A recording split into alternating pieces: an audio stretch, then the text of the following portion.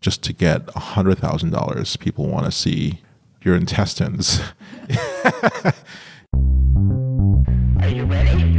All right, let's go. Manufacturing is sexy. Sounds crazy? Just wait. I'm Z Holly, host of The Art of Manufacturing. Your behind-the-scenes look at how people who make stuff are trying to make it in their industries. If you've ever wondered how to build a brand, a business, or just a better mousetrap, tune in and enjoy. What would the future be like if broadband communications were within reach of everyone around the world? Or if you could pick anywhere on Earth and watch a live video of it from space? Kind of creepy. But thanks to the rapidly dropping price of launching small, inexpensive satellites called CubeSats, that future might almost be here. Felix Ejeckam is the founder and CEO of Akash Systems.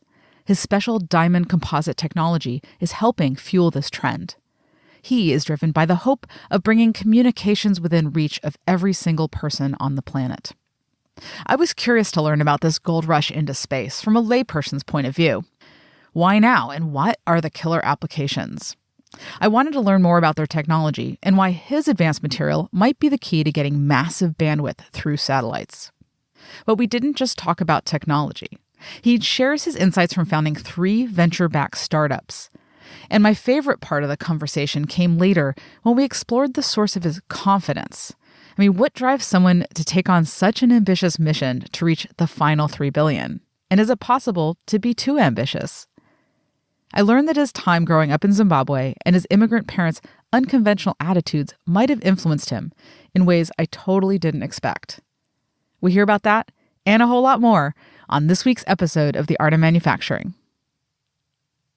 Right now, approximately 10 to the 20 bytes of data propagates through the Earth every month. So that's 20 times bytes. Just for context, so your hard drive, you probably know a gigabyte, like that's how much storage you have in your Google Drive or something. That's 12 zeros. Okay, mm-hmm. So 20 zeros of data flows through everyone's hands, device, Wi-Fi every month, and that number doubles every 3 years. Crazy. Okay. So, and there are not enough base stations to keep up with that growth. Every 10 years, it's 100 times more. And by the way, all of that data is concentrated in just a very few metropolitan areas around the world. 3 billion people are not connected to that information flow. It always amazes me, actually, that San Francisco, I always have a problem with getting online. Yeah. Well, it's 1,000 times more difficult and even 1,000,000 times more expensive in other parts of the world, as great as it is here, yeah. And as tough as it is for you and I to sense it.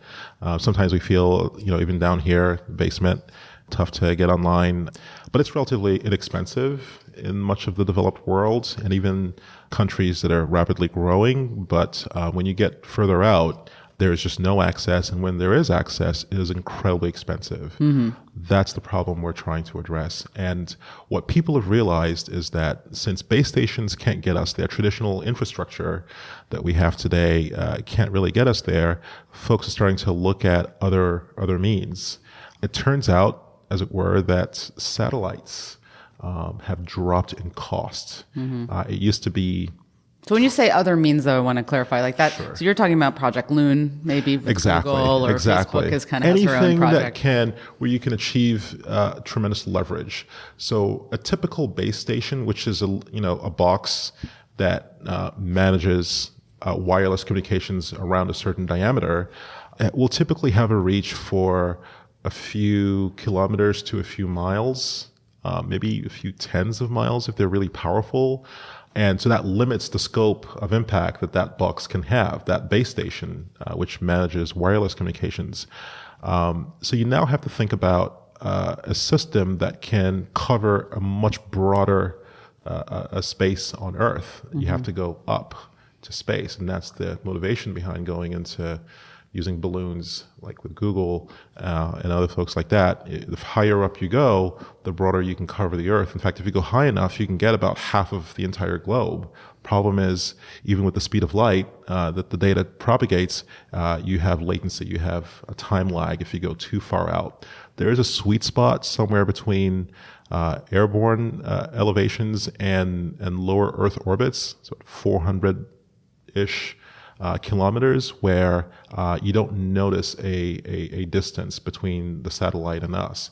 And if you can go up there and put your little Wi-Fi box, you get tremendous coverage. And by the way, it doesn't cost anything. Well, relatively speaking, it's quite low cost. And that's what people are starting to look at, and that's what has inspired Akash, because we have some innovative material science that has enabled us to drop the cost of these systems by significant numbers. When you say they're cheap, I mean, really, they haven't been, though. Historically, that's correct. Yeah. A lot of people have heard of Planet Labs, for example, CubeSats. So it's not just the data, but it's also mapping the Earth. So what does the future look like when you have satellites that are covering the entire Earth? All of a sudden, you have now the ability to look at the Earth at night, which actually people, you don't realize you can't. You go to Google Maps and you're looking at daytime images. But very soon you're going to be able to see nighttime images. When you go to Google Maps, you see images that were taken, I don't know when, probably a year ago, 6 months ago. Well, in the very near future, you will be able to see images that were taken last week or yesterday, perhaps this morning, perhaps live and streaming. That's creepy. Exactly. Well, I think that, and those are questions that we have to figure out how to resolve, you know, and there are interesting ideas out there for how to address them. But I think that the ability to have real time, all the time images or video of your backyard, or other folks' backyards, which is the creepy part. And people are worried about drones. People are worried about drones. Satellites are the real deal. That's going to become very feasible very soon. The possibility of looking at the impact of climate change in real time, that's going to be more possible. Farmers now, for the first time, can see the impact of their fertilizers on their crops, using very innovative infrared filters that narrow the vision that they have on their crops. Builders, when they're building, you know, big cities around the world, they like to see what they're doing and like to look at the impact every day.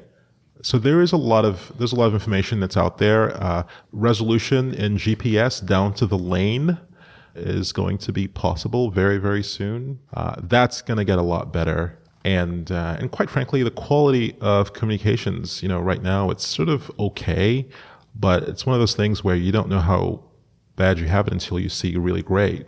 You know, when the quality of the audio video becomes really good. Well, I think sometimes we have certain expectations around connectivity. So there's of course the other 3 billion, but then there's also us folks in the here first world, right? Where yes. like we depend on that constant connectivity now. Everything's in the cloud. That's right. And how often is it that you think, oh my God, I lost my connectivity. Now I can't access that file. That's right. And we've depended on it now.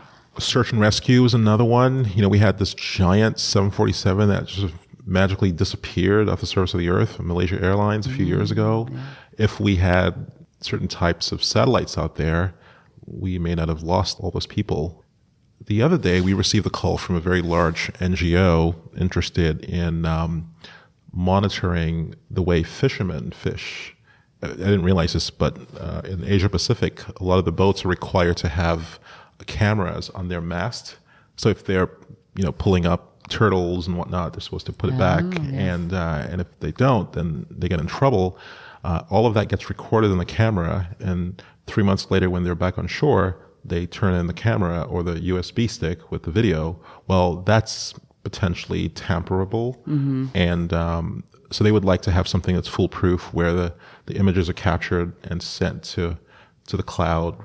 But that's also another one where privacy and, you know, those are big questions that are tough to resolve if you get to that kind of resolution. The truth is, actually, a lot of satellites can look at your iris today. I mean, the Hubble telescope, if it were turned the other way, would absolutely capture, you know, your eyes. So the Hubble telescope is, in fact, the most expensive thing ever man-made is a satellite, is the space station, right? It's something $150 billion or something crazy like that. It's a big number. And then how much have satellites and jet communication satellites been traditionally? How much That's does a it great cost? question. So they have hovered from hundreds of millions to the billions of dollars. And roughly speaking, it used to cost about $20,000 per kilogram to launch. Today, it's $2,000 per kilogram. That's Crazy. $2 per gram. Plus, they're getting lighter. They're getting lighter, smaller, in particular because of the kinds of things that we're doing. Okay, we're able to squeeze for the first time tremendous amounts of kilowatts into a tiny little box the size of a toaster. Mm-hmm. It used to be that you needed a very, very big satellite the size of a bus to put kilowatts of power. Now you can use, toaster size boxes to capture all that power. The reason you need a lot of power is because data rates, the speed of data transport from here to space and back, is a strong function of power. You get more power, you go faster. If you don't have a lot of power, you're going to have very low speeds. So what's a typical satellite, or how much are they now? How much, and what do you see it going to in the near future? So satellites today, they're so as I said, hundreds of millions before. Today, hundreds of thousands to million, a couple million, a few $1 million. You can also make a satellite for a couple $100,000. Just one CubeSat. They're called CubeSats. Generally, dimensions of the units used to describe satellites are in the U's. 1 U is a 10 centimeter by 10 centimeter by 10 centimeter satellite. A 3U is 10 by 10 by 30. So 3 1Us altogether.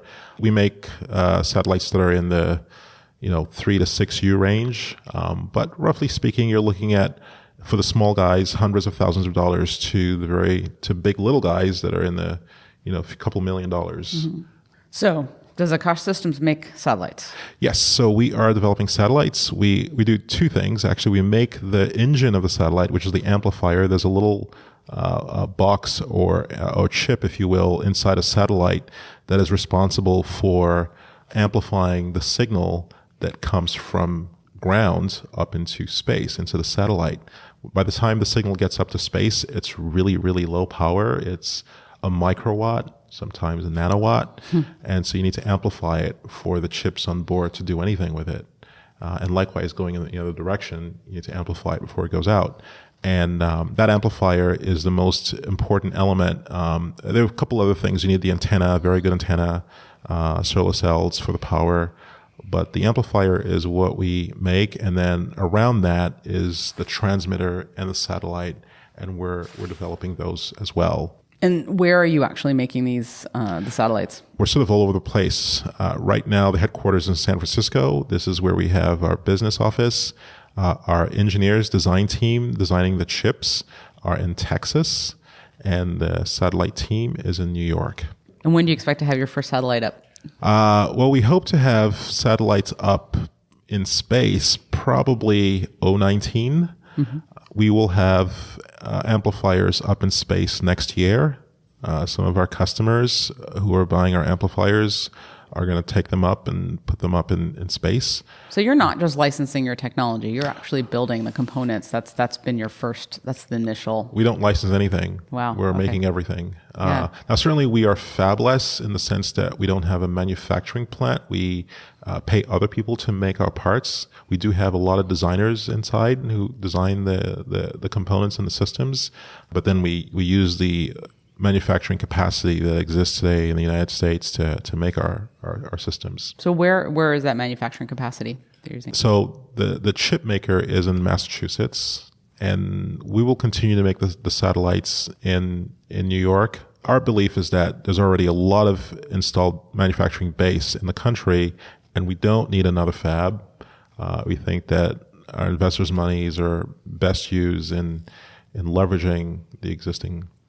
So I want to hear more in a minute about how you actually found the manufacturing partners, but first I want to hear about the technology. Yes. So you've really developed a groundbreaking technology that's letting you do this. So tell us a little bit about that. Sure. So actually the story of the technology goes back a long time ago, 14 years ago. So in 2003, I came up with the idea that if you could take the hottest elements of a chip, right in the material of a chip, and you bring it to within nanometers of the world's highest thermal conductivity material, diamond, synthetic diamond, that if you could do that, marry the two, that the temperature in the chip would drop precipitously. And so that was the opening thesis. We spent about 5 years inventing it, and then another 5 years commercializing it. We started selling it to defense manufacturers, and DoD was a big early adopter. Your DARPAs, the Navy, Raytheon, big companies like that were rapid in the early adoption of the technology. And oftentimes inside these semiconductor chips, temperatures can go up into the 300-400 of degrees C. So that's, over 1,000 degrees Fahrenheit. And reliability, lifetime, performance, efficiency of all electronics depends on temperature.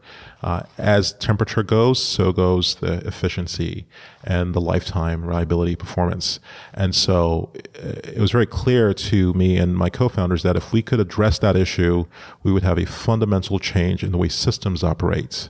One of the most important issues in space is temperature, because you're in vacuum. You can't extricate heat easily. So that was where we, sort of pushed the idea and invented it, commercialized it. I sold the business to De Beers, the big diamond company. They have a synthetic diamond division, which acquired us, and I stayed with them for 2.5 years. And then January of last year, I left to start Akash. And when I left, I turned around and negotiated to buy back the patents for space exclusively.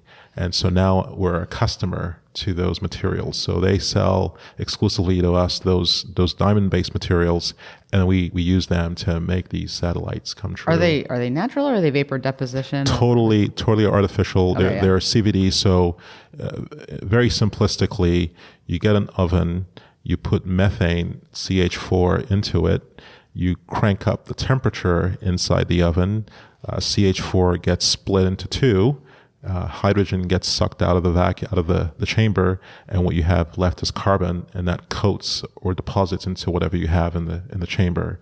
And if your substrates are higher enough in temperature, the carbon will organize itself in a very nice crystal form. The higher the temperature, the more orderly, the more single crystal you get. We don't really need gem quality diamond. We need good enough. Good enough looking is already 5 times better than the best semiconductors out there. So we're able to get extremely high thermal conductivities, so that our devices are the coldest in the world and certainly the most efficient in the world that's ever been made. Awesome. So, but it's not just, my understanding is it's not just the diamond, but it's also, you're not using silicon. We're not using silicon. We're using a material called gallium nitride. It's a new type of compound. If you have a white LED, gallium nitride is used in it. The material is relatively new compared to silicon. In fact, it won the Nobel Prize a few years ago because of its ubiquity in LEDs. So we're using it now in RF or wireless electronics. So we're coupling that, we're merging that with diamonds. And it's the first time anyone's ever done that before. It's very, very difficult. Diamond doesn't like to attach itself to anything. It's very inert. It's very tough. And diamond only likes diamond. The innovation was that we used a very novel approach to really get diamond to atomically adhere to gallium nitride.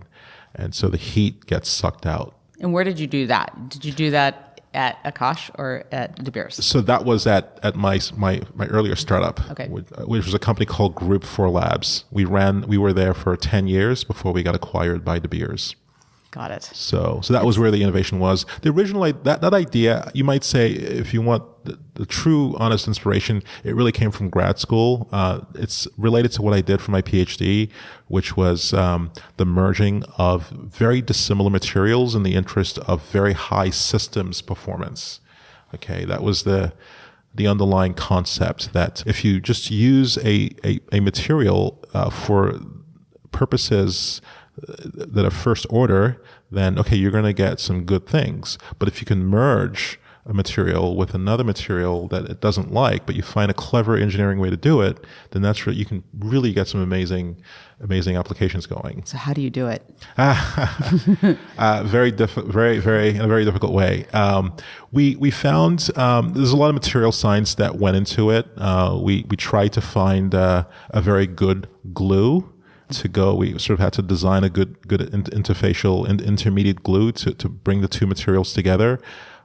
We also had to do a lot of problem solving with the science to balance the conflicts that are inherent in bringing two materials together. So there's a lot of complex chemistry and physics that went into it. But yeah, I want to hear about your path and how you ended up in this industry. Tell me about your family and your kind of role models. When I was in grad school at Cornell, I knew that I wanted to spend my life as an entrepreneur. I did not know how to get there. I did not see how I could get there from here as a lab rat, doing experiments for my advisor. And I had offers to join Bell Labs in New Jersey, and I was, okay, I'm just going to go there. That was what everybody did. All of my classmates, if you wanted to continue as a researcher, you went to Bell Labs. And you had your PhD at that point? I was finishing my PhD at the point. And then my last year, this consulting firm came to campus. So this is a firm, McKinsey & Company, a very large consulting firm around the world. At the time, they were growing at astronomical rates, and they were looking for new consultants to hire. They didn't want to go deeper into the business schools, so they said, well, we'll go to law schools and chemistry labs and medical schools and look for people with interesting backgrounds and train them to become business people and see if that works. So free education. And better than this free. was in the late 90s also, when the global economy was sort of, this is 96. Economy was on a tear. It was growing rapidly, and they could not find enough consultants to meet their needs. So hence the desire to go lateral to sort of non-traditional fields. And so I started interviewing with McKinsey and somehow made it into the New York office, actually Stamford, Connecticut. And they had a process where if you're a non-MBA, you come in and they put you through 30 days of business school. And after that, you're supposed to be an MBA, So that was sort of my training. And with that, I said, okay, this is really cool. I'm going to ride this and at some point leave this incredible company and try and do something as an entrepreneur. I also come from a family of entrepreneurs. My dad was an entrepreneur. He was in the finance sector. So I think that I always sort of harbored desires to try and contribute in that way. And then, why did you ever go and get a PhD? My dad, who has a PhD, said, whatever you do, don't get a PhD. That's a good, no one's ever asked me that before. I think you're asked that once when you're applying. And then everybody forgets the question. I think that I felt that I was very young and I needed to learn a little bit more, and an undergrad degree was not enough. And I was particularly young because I was, maybe a year or two ahead of my age mates in the class. And so I felt like I needed to learn a little bit more stuff. And the things I was interested in, they didn't offer them in undergrad. I really wanted to get into the guts of a computer or a laser or, and you really have to take grad school classes to get there. I was also a real nerd. I loved tinkering. I loved playing with things and breaking them up and putting them back together. So, and sometimes I think there's a little bit of, I don't know what to do, so I'm just going to take the next level degree and just keep on going until at some point you have to go off and get a real job. I found that probably my grad school years were some of the more challenging years in my life, actually. I don't know. I mean, in terms of confidence, and I think it depends a lot on the environment and your advisor and your project and all that stuff. Interesting. So I think that the environment of research is different than the environment of an entrepreneur, being an entrepreneur. Yes and no. So they have similarities in the lack of structure that is inherent in the and lack of information. Lack of information. You have to be creative. Think on your feet. There's a long view to both. Certainly in the United States, we don't have a fixed term PhD. I know in Europe it's sort of 3 years, or in some universities, and it's just fixed, and 3 years you're done. But here you could do 5 years and not get your PhD. And as an entrepreneur, same thing, 5 years and still hanging out. But there are significant differences. As a PhD student, someone else is worrying about the fundraising and the grant proposal writing and things like that. But as an entrepreneur, it's all you. You have to put the story together. I think as an entrepreneur, you do have to have many more types of skills than I think otherwise. You have to part business, and within that there's strategy, putting the whole business plan together, 5 or 6 key elements in there that you have to really be very good at putting together. And then you have to be good at the people skills, bringing people together, people who can complement your skills, the things that you don't have, being able to sell the story, a complete story to investors so they can, bet millions of dollars on you. So tell me what it was like to actually raise money for this startup. It's certainly a very, very challenging thing to do. There's almost nothing else quite like it, certainly in my career, raising money. One particularly interesting time for me was raising money in the middle of the dot-com boom. People were doing drive-by investing. In 1 week, we raised $30 million for my first company. And we didn't even get a chance. We had written the business plan for $10 million, and then went out there and pitched, and within days had 2-3 term sheets, and then a fourth calling me saying, get rid of those other people. I'll come in and do everything for you, And I said, no, but I can't do that. I gave him my word. He says, well, we'll do everything. We'll do more. We'll give you more money. And before we knew it, we went from 10 million to 20, and then 20 to 30 million. And the valuation was starting to go up even, the pre-money. So the price per share was also going up in addition to the amount of money that we were taking in. And that's quite a contrast from the next company I did after that, where we were raising money in a very, very tough environment where no one was investing. Everyone was skittish. Just to get $100,000, people want to see your intestines. Very humbling experience. Group 4 Labs, the company I ran for 10 years, where we did the diamond materials, we bootstrapped that company and ran on a very tight budget for most of it before we started to get big contracts. All of us had come from a time when there was plentiful money, and now we were in a time where there's very little money. It was definitely tough, I think, for all of us who went through that period. The difficult thing is to keep the long view and stay close to the fundamentals. Very difficult to do when times are great. When there's a lot of money, it's hard to remember that your price needs to be higher than your cost, and that you're trying to be profitable, and profitable is a positive number above zero.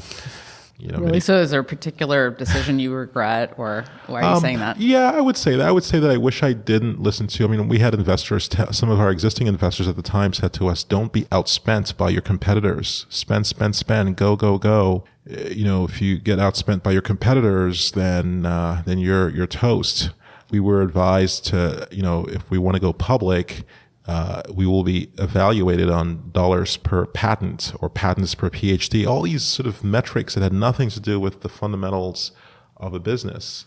And I think if I were a wiser person, I probably would have pushed back, harder and say, no, we're gonna stick to making products and making sure that the cost is low and that our prices are higher than our costs. And we will not spend foolishly just because the money is there, And that's for Akash?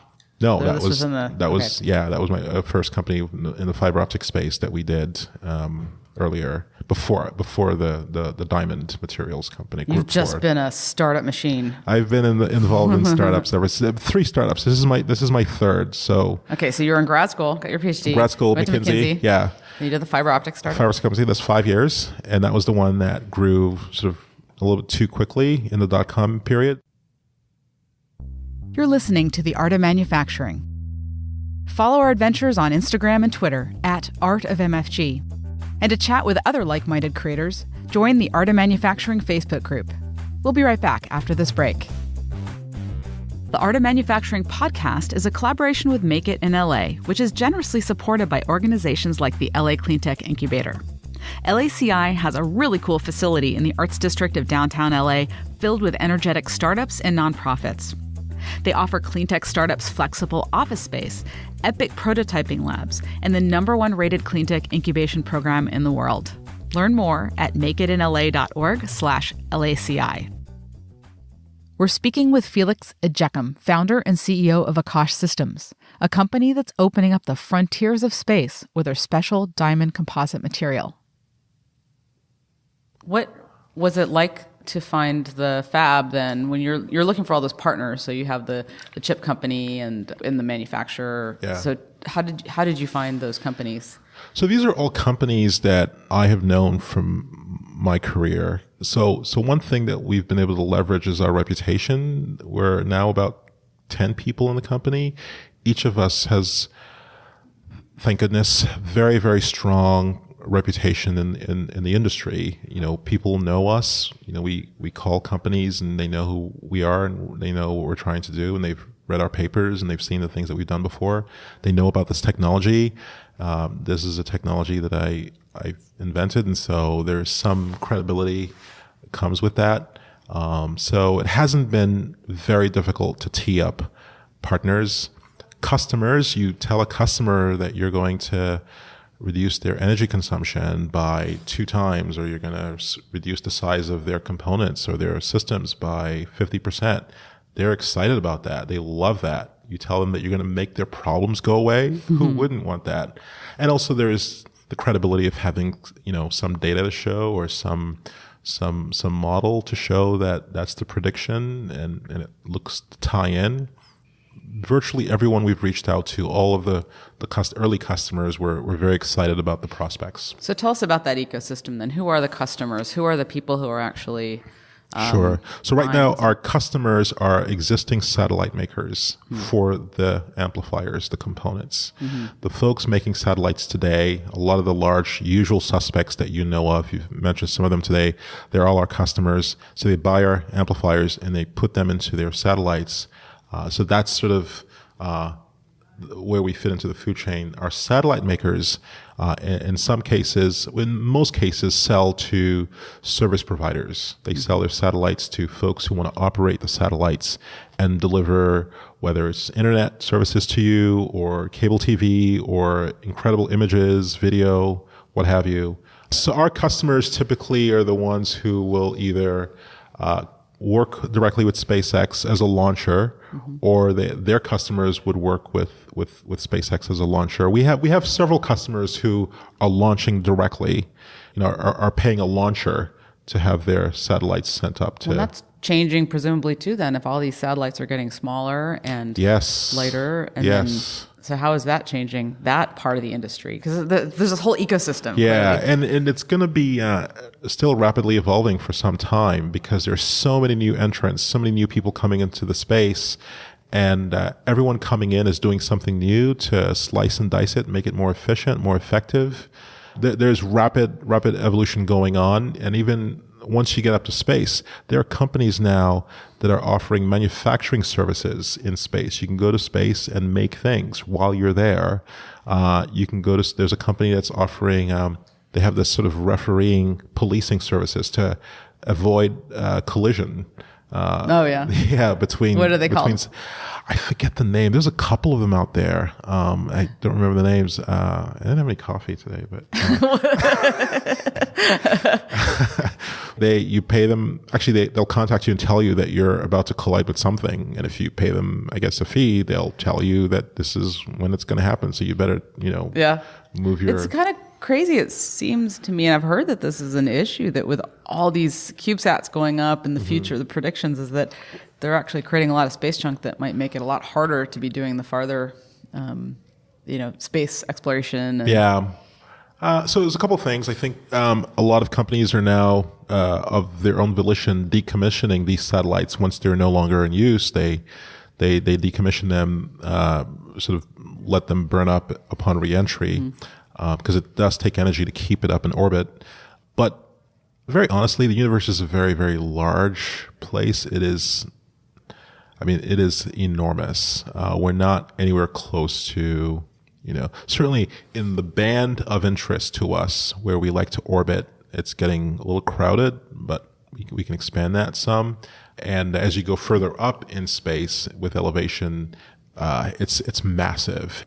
Whose jurisdiction is this? Yeah, so there are some international bodies that are responsible for that through the UN that try to referee and manage the different countries that are active in space right now. And there's talk of some new entities, new NGOs that will come up to try and help and guide everyone. It's still, to some degree, the Wild West a little bit. I mean, the way the government gets you is if you need a frequency band, and that's when they say, okay, so if you want to use a frequency band, then you have to do what we tell you. Otherwise, you can just put something in space from your backyard and nobody will know about it, So that's a bad thing. So presumably there's some standards around the size of things that go up in satellites and launchers, or yes. How does that go? So there's standards around how big the satellites are in multiples of these 1Us, and we are not changing those form factors. We're making them, however, lighter by a lot. We're reducing the energy consumption. We're also enabling new functionality because we're removing some of the cooling logistics from these satellites. There's now more space in the payload bay to put other things that you may want to put in there. So you're now going from providing components to creating satellites. That's right. And so now you're actually doing an end run around your customers. And they love it. Because Why? they love it because it means that the components we sell to them will be very well designed for satellites. These problems are so difficult. What they tell us is, we like the fact that you're going to be seeing our problems. It's a little bit like how in the cell phone industry, Samsung and Apple compete with the phones. But actually, if you look in the guts of the Apple, there are Samsung chips in there. In space tech, it's very similar. There's a lot of customer suppliers that compete against each other, but also support each other. That has been happening for quite some time, and it's going to continue. At the end of the day, we will also find a way to exist in a way that doesn't hurt our customers. Very truthfully, we don't want to make life difficult for our customers, so we're going to be in a part of the market where we think that we can be useful and add some helpful value to the world. Tell me about your 16-year-old self. 16-year-old self. I was entering university. Crazy nerd smart guy. But I was very immature. I remember freshman year we had to read The Tempest, which is Shakespeare's, I think, his first book, and I didn't understand it at all. Like, I read all these words and it didn't make sense to me. But she gave me calculus, and I will slice and dice. I will balance any chemistry equation, but I couldn't understand nuance and shades of gray, things that required a little bit more maturity that my 18-year-old friends were. Interesting. Yeah. Where did you grow up? So I was born in Pittsburgh, spent early years in the East Coast. Very quickly we went to Nigeria, which is where my parents are from. I spent some very formative years there and then came back here to finish school. So how did your experience in Nigeria and also your parents' background impact you? I think that my parents, being immigrants, gave us a sense of a little bit too maybe rosy a sense. In retrospect, years later, I got to see that this is not a very traditional perspective of our country, but this was this amazing country, space race, Kennedy, America as this wonderful, massive land of opportunity, and that was what my dad thought of this country. He came here from Nigeria in the late 50s, actually before civil rights. Wow. He couldn't vote in half the country, and but we didn't really learn about that at the dinner table at home. We would learn of the opportunities that were possible if we could just keep our heads down and do the work. And so I had to get smart about some of the realities of our beloved country later in life. It's interesting though, because my parents are refugees. They came in '56 from Hungary independently, and just their story has really impacted me. My dad has that incredibly rosy picture. I mean, it's just crazy the stories that he has about just when he needed something, it just fell in his lap. What years were these? What years? Well, he came in '56, okay, but just like as I was growing up, just crazy stuff. Like he was short. He's short $20 coming into Mexico to pay the airport tax, and he's like, "How am I going to get back in? I have no cash." And then he literally runs into somebody that owed him money in the airport. Well, similar to that, my dad walks in. He arrives at JFK, fresh from Nigeria, and they handed him a green card at the airport. Wow! Just right there, the immigration. Yeah. Well, it's so weird how I feel like sometimes you need to be realistic. You need to fight for what you want. I mean, you don't want your kids, for example, to have everything handed to them. But at the same time, I wonder whether there's a power in that rosy look. How did you deal with it later? So my mother said later that what good would it do to us if we knew that we couldn't vote in half the country? So what? Then you're blind from an early age. But they wanted us to maybe have a little bit more confidence. And I have mixed feelings about that. I think I would have liked to know the complete story early, but it's hard to say. It's a hypothetical. I don't really know what I would have been like otherwise. My dad also has a certain confidence that I think I inherited, and I don't know if that's connected to the immigrant mentality. So tell me about the time when you realized that it wasn't all so great. I think, quite honestly, after I really got done with school completely, and I've gone through phases of this. I think that also the last 8 years, my perspective, I think when Obama got elected, and I think the advent of iPhones and everyone having a camera, all of a sudden you could see, wow, things that were always there, but we just didn't have in the open. I think that Obama's election brought things out into the open for us to see the way that people are treated by police, African Americans, getting roughed up and shot for no reason. That's something that I think hit a lot of us pretty hard. So it's been a process. I think that growing up, you're never too far away, but I think it's one thing to be cloistered in a university and in grad school, and you're just in the lab and you're tinkering, and all you know is science. It's another to be out there in the world, and you're involved with the interface of the Bill of Rights and civil rights and people, where it all meets. That's a different experience. And I think we're going through some trying times right now where our institutions and the things that we value, the things that define our country and make us a great country, I think are being tested. I think we'll come out quite well on the other side, but it's a tough times that we're going through right now. Well, you've definitely kicked butt despite a lot of the challenges, and it's really exciting to see your company so successful so far. What's next for you? To go back to the whole other $3 billion, how are you going to address that? So our company is growing through 3 phases. We're in phase 1 right now, where we're making these components. Phase 2 is when we will actually start selling satellites, and that's 2019. And then in 2021, we go into phase 3, where we offer services. So that's where I think we will be able to directly touch consumers and really precipitously drop the cost of access. And what's that going to look like, that business model? It's going to be a service. We're going to offer things that were previously just imagined, that were not even thinkable, will now be accessible for next to nothing. We're going to be a little bit coy about exactly what we will offer. The world is changing, and it's always a little bit tricky to predict what your competitors will do in 3 or 4 years. But we know that we have fundamental strengths in the technology that will give us a competitive advantage over others. So how much capital are you going to need to get there? A lot more than what we've raised right now. We'll probably raise another chunk of money next year as we grow. We're growing quite rapidly, and roughly how much? Just in the it will probably be in the 10+ million.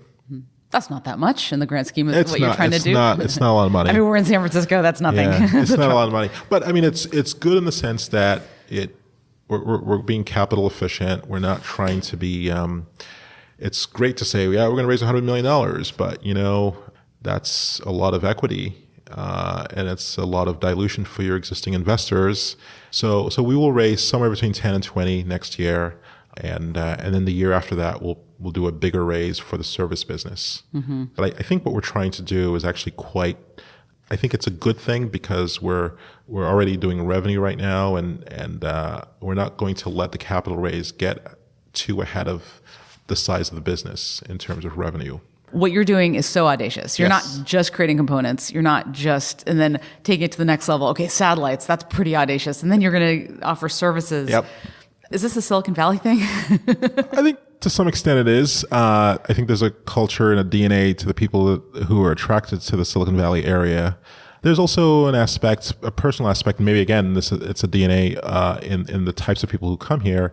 There's an aspect to this that is like if it's not going to inspire me to get up in the morning, if it's not a goal that is obviously beyond my reach, then is it worth doing? Like it needs to be so far out there so that you can keep on, like, you shoot for the stars. Okay, then you just get the moon. That's not bad, but certainly it is inspiring for me to just make a little bit of a dent. But is it possible that we've taken it too far, where people don't feel? I don't think so, and I think that very frankly, if you look at the success rate, if you look at what people have been able to achieve so far in the last 5-10 years, some of our very prominent entrepreneurs in the Valley, I think it's so inspiring. Everything from what your iPhone's able to do to what we're doing in space. We're going to Mars. We talk about colonization of Mars like it's just around the corner. Yeah, like of course we're going. So the guy who was a program manager, Stephen Squires, I think, of the Mars rover project, said that the odds of the success of that mission he pegged at what he called a royal flush, an inside straight 7 times. So you know how in pool when you hit the ball and everything goes into the pocket the first time. To do that 7 times in a row, that's the same odds as it is to send a little thing up from here to Mars and watch it land to within like a square meter plus minus of accuracy on a tiny little spot on Mars. And that bullet that left here to go to Mars didn't hit anything. I mean, I think that just blows my mind away. They probably didn't tell Congress that. In fact, their forecast was a mission that would last. They thought that the rovers on Mars would only go for a few months, and it went for 5-10 years. Amazing. The successes inspire the rest of us, and there's various degrees of success. You have the wild successes, and then you have the 2Xs and the 3Xers and the 5Xers, and then you have the 100Xers, and it inspires the whole world. We look at that and we go, whoa, and it inspires our imagination. It's not really ridiculous to think that we could do the impossible and make it possibly realistic. I salute folks like Google. I remember, we all remember when the first idea of the self-driven car was batted around. We all thought how ridiculous, but now it's just crazy. So ordinary. I do wonder though sometimes that there are people who have these really ambitious goals and they succeed, and then there's a lot of other people out there that don't have that, and that I think they may feel discouraged because they don't know how to and of course, not every business should be a moonshot like that. So I guess one question I have is, what gave you the confidence to be in that bucket?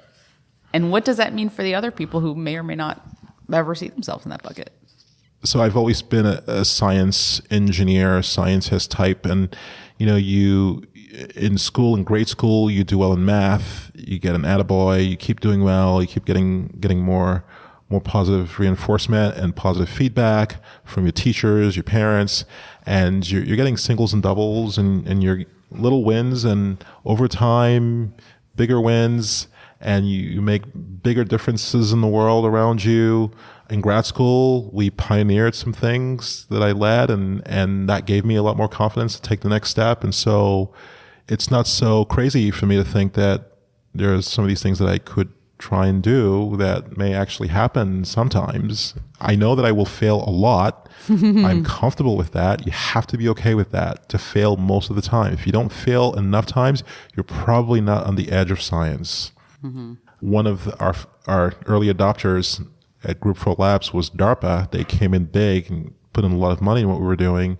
And their ethos is they want you to get to the edge where you begin to break the laws of physics and then back off ever so slightly. So you're just bending the laws of physics. I think that you have to have that, and that's a learned culture, a learned tradition that I think can be acquired. Sounds like it's very much the environment and that encouragement, and Yes. not everyone gets that, unfortunately. Unfortunately, no. But the good news is it's learnable. It's something we can teach. Awesome. Yeah. If there's one piece of advice you'd give other entrepreneurs, what would it be? One piece of advice. I would say take a very hard look around you and make sure that you get the very best people in the world to fill in the gaps in the areas that you don't have any skill set. So it's all about people. I think if you can get amazing talent around you, people that are smarter than you, which is what I've done. Everyone in my company is a lot smarter than me. They're all so brilliant, so brilliant. Everyone, every that's the test, is everyone we hire, we make sure that they're smarter than the person, the last employee that we hire. If you can do that, then I think you're doing great. Amazing. Yeah. And you have 10 people or so? We are 10 people, so yeah. So what are they mainly doing? What are their... I have a co-pilot, sort of my co-CEO. We have a CTO. He is the chief designer of the amplifiers, and we have a VP of process who manages the foundries who make our chips, and then we have 4 designers who reports to the CTO, and they're in charge of working on the designs. With every design that an engineer works on sucks up all of his or her time for like a couple months, and he can't do anything else, and so we have to hire quite a few of those. We have an engineer in the lab, and so everyone's in engineering. They're all sort of tech. Yeah. In fact, I think everyone except one is a PhD, actually. But the next wave of people we hire will be non-PhDs. We haven't had a need for sales. Typically, our stuff has sold itself. We get calls all the time from customers. I want to be in that next round. Amazing. And another thing is that, so maybe not one advice I would give to an entrepreneur, maybe 2. Oftentimes, founders or entrepreneurs have a hammer and everything looks like a nail. And, they have a solution and they're trying to shoehorn it into the world. I do believe that that's the wrong approach to building a very valuable business. You might get lucky every now and then, but it's far more efficient and effective for you, for the world, for your customers. If you can start with a problem in the world, start with what is the problem and hopefully you're going after a big problem, because typically big problems equal to a potentially big market for you, a big opportunity in business.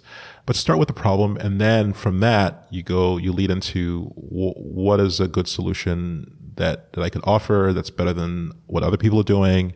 But clearly you came to the table with some amazing technology, so you can't say it was purely problem-driven. So the technologies were invented actually because of a string of interviews I did in the industry. In 2003, I called about a dozen companies to ask what was their core problem that they couldn't see a solution to, and the number one thing that everyone said was heat. Heat.